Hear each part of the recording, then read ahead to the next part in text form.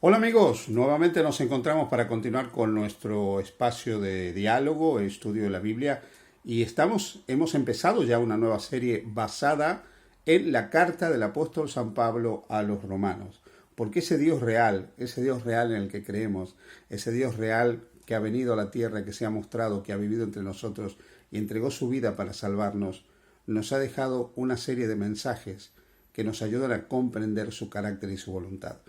Ya hemos dicho en la primera parte de nuestro estudio de Romanos que Pablo habla de la importancia del Evangelio, ese Evangelio que habla de la persona y de la obra de Jesucristo, y que Pablo describe el Evangelio como la encarnación del Hijo de Dios y la encarnación y la entrega del Cristo encarnado por nosotros a favor de la humanidad. Dijimos también que en el Evangelio se revela la justicia de Dios, que no es otra cosa que los grandes actos redentores de Dios a favor del hombre, y que podemos apropiarnos de esa redención que Dios obra en Cristo por nosotros por medio de la fe, porque el justo por la fe vivirá.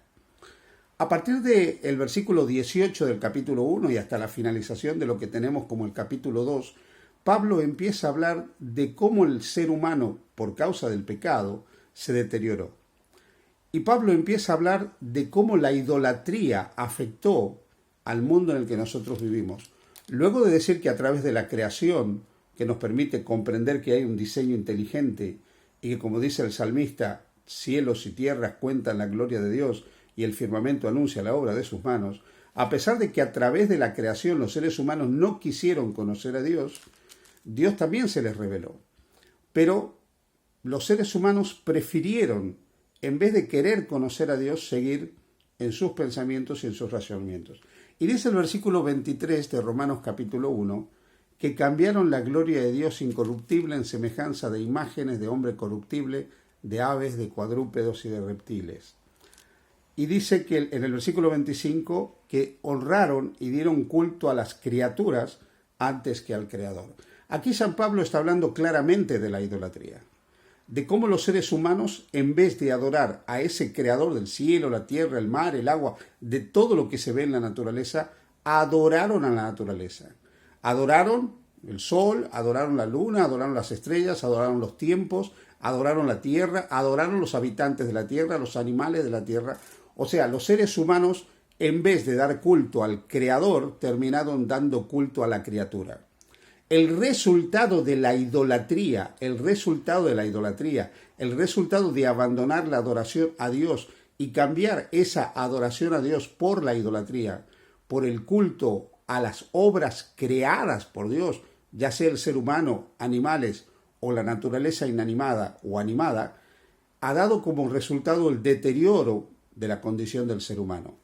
Por eso es que también dice el versículo 24, que Dios los entregó a inmundicia. O sea, Dios permitió que como fruto de la idolatría el ser humano decayera cada vez más. No es que Dios ordenó esta decadencia, sino que no impidió. Si el ser humano quiso parecerse más a la naturaleza que al autor de la naturaleza, si el ser humano quiso ser desemejante a aquel que lo creó a su imagen y semejanza, Dios respetó la libertad del ser humano. Por eso dice que finalmente los seres humanos llegaron a deshonrar entre sí sus propios cuerpos, al honrar y dar culto a las criaturas antes que al Creador. Como resultado de esto, dentro del marco de la idolatría, aparece un fenómeno que existió prácticamente en todas las religiones a lo largo de la historia, y son los cultos de la fertilidad. Como resultado de esto se empezó a adorar la tierra y se empezó a practicar relaciones sexuales como parte de ritos de fertilidad para que Dios bendijera la tierra. Como resultado aparecieron sacerdotes y sacerdotisas prostitutas que no solo practicaban la sexualidad heterosexual, sino que también practicaban en los lugares de culto donde se celebraba el culto a la fertilidad, practicaban la homosexualidad cúltica. Por eso el versículo 26 dice que, entregados a pasiones vergonzosas, las mujeres que se habían entregado a la idolatría y practicaban la prostitución cúltica, llegaron a cambiar el uso natural de la mujer por el que es contra naturaleza, o sea, a practicar una prostitución cúltica homosexual, lésbica. Pero también pasó en el caso del ser humano, versículo 27. Y de igual modo también los hombres, transformados por la idolatría, dejando el uso natural de la mujer, se encendieron en su lascivia unos con otros. Por eso es que a lo largo de la historia existieron los hierúdolos y las hierodulas, o sea, sacerdotes y sacerdotisas que practicaban la prostitución heterosexual o homosexual cúltica. De esto está hablando aquí el apóstol San Pablo. Es importante que comprendamos el contexto histórico, social, para poder comprender la declaración paulina. ¿Significa esto que el resto de la humanidad no se vio afectada por causa del pecado? Nada más lejos de la verdad.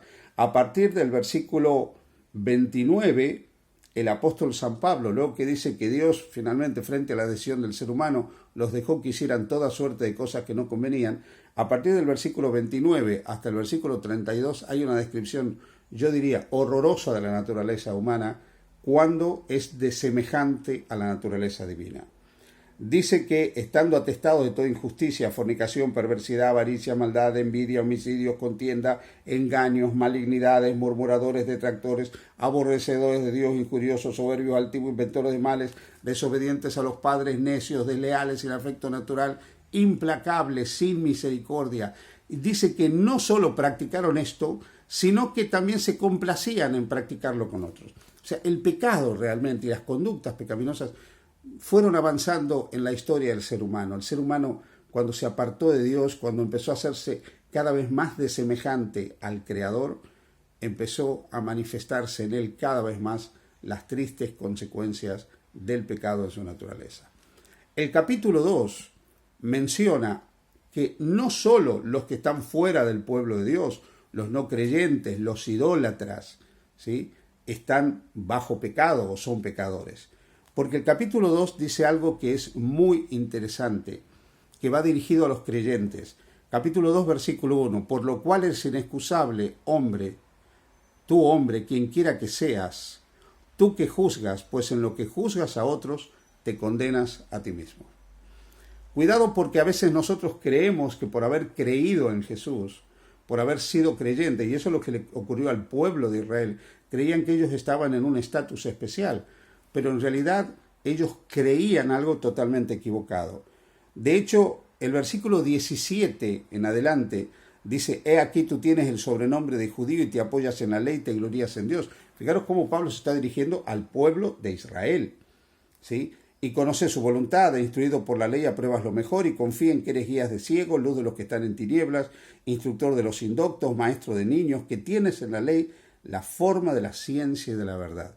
Sí, el pueblo de Israel confió en la ley, creyó que la ley era su Cristo, y ese fue el gran drama de Israel, y es el gran drama de muchos creyentes, creen que la ley es su Cristo. Pero Pablo dice: tú pues que enseñas a otro, no te enseñas a ti mismo, tú que predicas que no se ha de hurtar, hurtas, tú que dices que no se ha de adulterar, adulteras, tú que abominas de ídolos, cometes sacrilegio, tú que te jactas en la ley con infracción de la ley, deshonras a Dios, porque como está escrito, el nombre de Dios es blasfemado entre los gentiles por causa vuestra. En otras palabras, ser creyente, pero no dejar que Dios nos transforme y nos permita, bajo el poder de su Espíritu, vivir una vida transformada, renovada, no tiene ningún sentido. Decir que uno cree, pero no permitir que Dios obre en la vida, no tiene valor, no tiene sentido. O sea, aceptar el perdón, la justificación, pero no aceptar la santificación, es como dejar la obra de Dios inconclusa en cada uno de nosotros. Por eso es que Dios quiere que tanto los no creyentes como los creyentes experimenten la vida santificada. Porque en última instancia, lo que nosotros hemos decidido hacer con nuestras vidas y cómo eso se manifiesta en cómo vivimos, será lo que Dios pueda mostrar en el juicio como evidencia de que hemos sido salvados. No es que las obras nos salvan, saquémonos eso definitivamente de la cabeza, pero las obras son utilizadas por Dios en el juicio para justificar que Él me ha salvado. El capítulo 2 lo dice en el versículo 2, mas sabemos que el juicio de Dios contra los que practican tales cosas es según verdad. Y luego dice en el versículo 6 que Dios pagará a cada uno conforme a sus obras. El versículo 11 dice que no hay acepción de personas. Y dice también que todos los que sin ley han pecado, los que no han conocido la revelación escrita, pero han recibido la revelación de la naturaleza y la de Dios en sus corazones, de todas maneras serán juzgados sin la revelación escrita. Pero los que han conocido la revelación escrita, tú y yo que somos creyentes, eso también se tiene en cuenta en el juicio. Dice, los que sin ley han pecado, sin ley también perecerán, y todos los que bajo la ley han pecado, por la ley serán juzgados, porque no son los oidores de la ley los justos ante Dios, sino los hacedores de la ley serán justificados.